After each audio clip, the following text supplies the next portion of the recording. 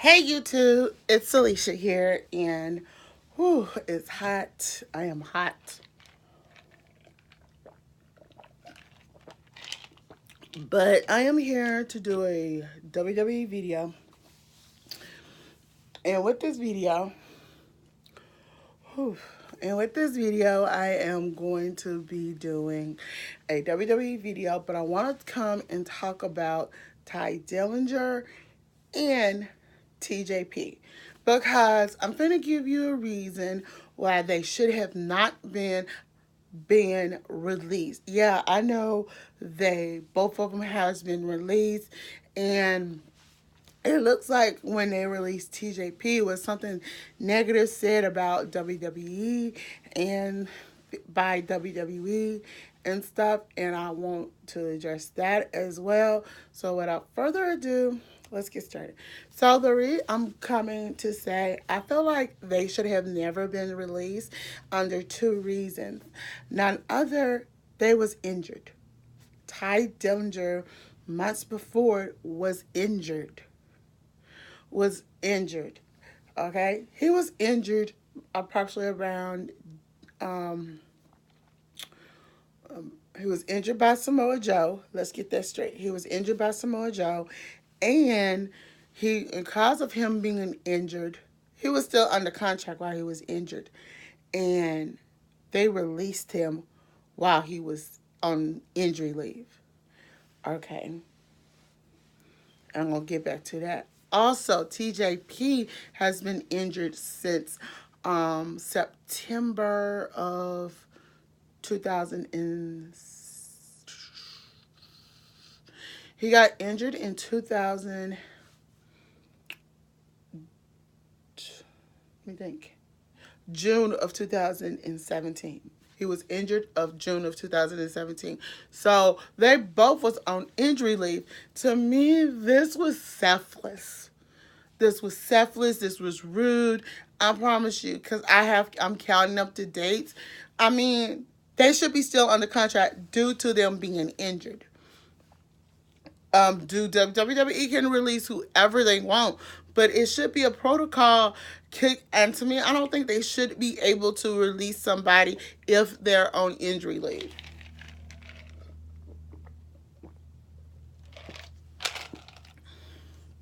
That's just me.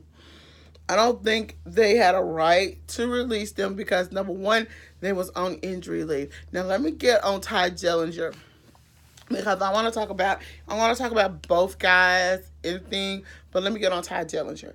Ty Dillinger to me would have been the next Seth Rollins. He could have, if they had pushed him a little more, he could have been just like Seth Rollins and been a WWE, let me say it, a WWE champion. He has came several times closer before, but they neglected him. They neglected Ty Dillinger.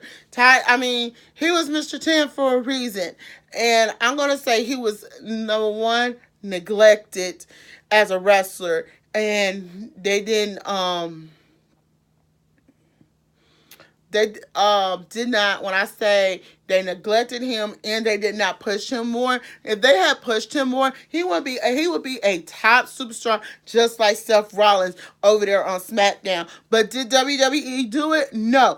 They buried this dude when it came because they wanted to push Brian Corbin a lot. They had Brian Corbin bury this dude. And to me, I feel like WWE, it's on like this man only cares about these big dudes. What about the guys that are not big dudes that do phenomenally well and can perform very better sometimes than a big dude? I think a lot of things need to change about WWE, and one thing in particular is in the men's division. Excuse me, in the tag team men's division and in the men's division in general. Don't always bank on these big dudes. I want to see you bank on some of the little dudes, and I'm feeling to say like this. Rey Mysterio gives that nostalgia. You don't always have to be this big dude to be a big superstar. Look at Seth Rollins. He's kind of on the, he got height, and he ain't that big, but he kind of muscular in a way, but he's good. Ty Dillinger was more, you can, if he had became a big time star, he would have been just like Seth Rollins.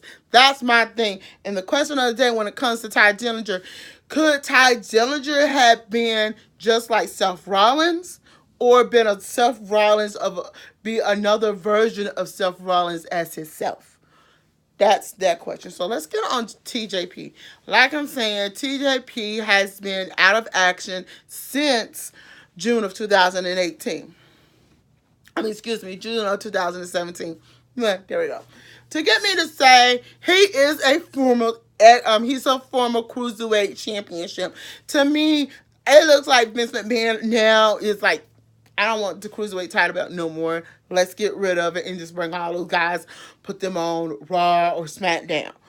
That's what it seems it looks like Vince McMahon is doing. But TJP was part of the Cruiserweight champion, part of the Cruiserweight tournament. He won the Cruiserweight tournament. He was champion. He was champion for a good whole, I would say, a good 7 months. He was a champion a good 7 months before he was dethroned by Neville. Let's just put it that way. And I feel like that's just a waste, because if y'all don't know about TJP, TJP has been around the world. And WWE just threw away one of the best superstars they had. Just released one of the best superstars they had. He has been around. He has wrestled in New Japan. He has wrestled in HOW, Ring of Honor. He has wrestled in TNA. He has wrestled around the world. But everybody would not know that when he was on TNA, he was known as Suicide. Yeah, somebody else now does the Suicide get up, but he was known as a Suicide. He did that for years. And to get me to say this, I feel like WWE has become tremendously, and I'm saying it, tremendously